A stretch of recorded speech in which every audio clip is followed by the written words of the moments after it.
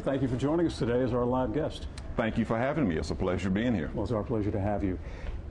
We had just done a story about Earl Jones. Earl Jones, when I interviewed, told me that you two guys went to high school together. Is that right? That is correct. And he also told me that he helped make up your mind when you were considering whether or not to jump into this race, telling you that, hey, Barack Obama is going to be at the top of this ticket.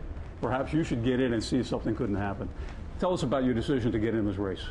I got into this race kind of at the last minute, not because there wasn't a need the whole time, but I was just trying to understand what my role was going to be relative to going forward. And yes, I did talk with Earl as well as a lot of former legislators that I had served with, and I was encouraged from every side. I talked with my family about it. I talked with members of my community, and overwhelmingly people are encouraging me to get involved, so I'm glad I did. How important do you think it is to have the president at the top of the ticket? How much do you think that would help you in winning this race? I think it will help a lot because a lot of people will come out to vote in a presidential election that aren't going to vote normally. So I think it will help in that sense. More people will take part in the political process. You have defeated a conservative a couple of years back in Hugh Webster. You then lost to another conservative in Rick Gunn. The race that you would face here is going to be against a very much conservative candidate. Tell us where you really make the difference if you were to be the one elected in the congressional district number 6. That would be a change over the current man, which is Howard Coble. How much of a difference would you really make in that spot? I think I would make a significant difference, and the reason is because most people will agree with me that there's a lot of bike biting, just a lot of commotion going on, and a lot of things are not getting done.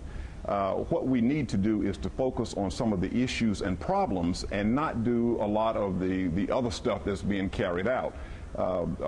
Howard Coble is part of the establishment. He's been there for a couple of decades and is part of what is wrong with Washington.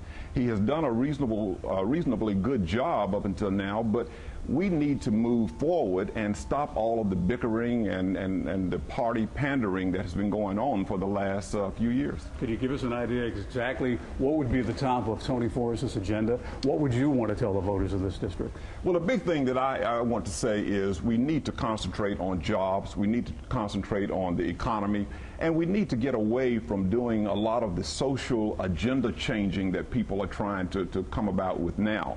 And the only way to do that, I think, is to change the way people are viewing Washington by changing Washington. The social issue that is at the top of the agenda here in North Carolina, of course, the marriage amendment. Where do you stand on that issue? You know, it's just amazing to me that we're spending so much energy and time on this marriage amendment because we have laws that outlaw a marriage between people of the same gender.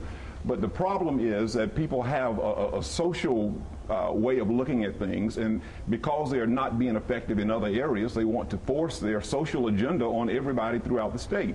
And you're talking about changing the Constitution, and even the Speaker of the North Carolina House has said if it passes, it's going to be overturned shortly. So why even go through that? Why would you want to build discrimination into our Constitution? It doesn't make any sense to me, and we ought to spend that time trying to really solve some of the problems that need our attention.